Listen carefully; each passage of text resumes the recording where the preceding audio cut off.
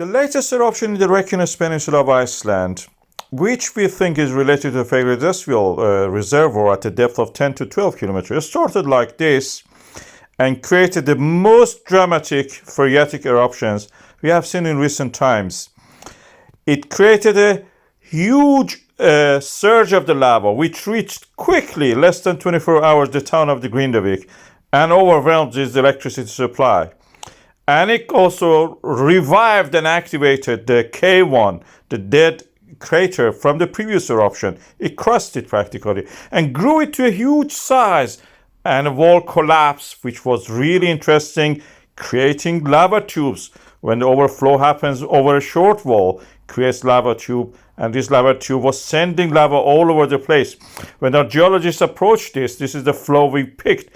I'll see the size of them compared to the huge volcano, which I think is now 55 meters tall, sending lava in all directions, south and north, all the night and day.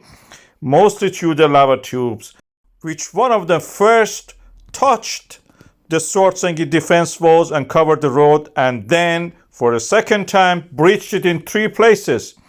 And we were not able to control it and contain it.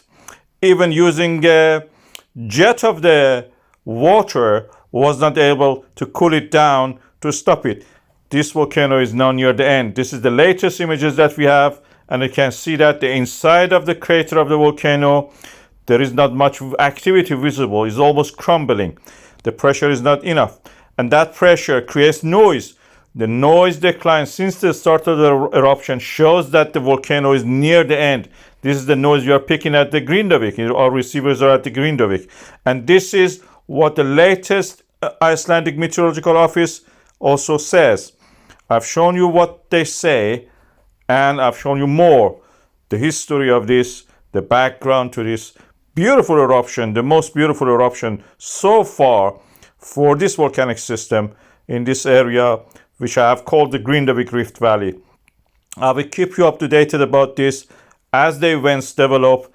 And as you can see here, the next eruption is already building up its magma under the reservoir of the Svartsengi volcanic system. We may have a smaller eruption next.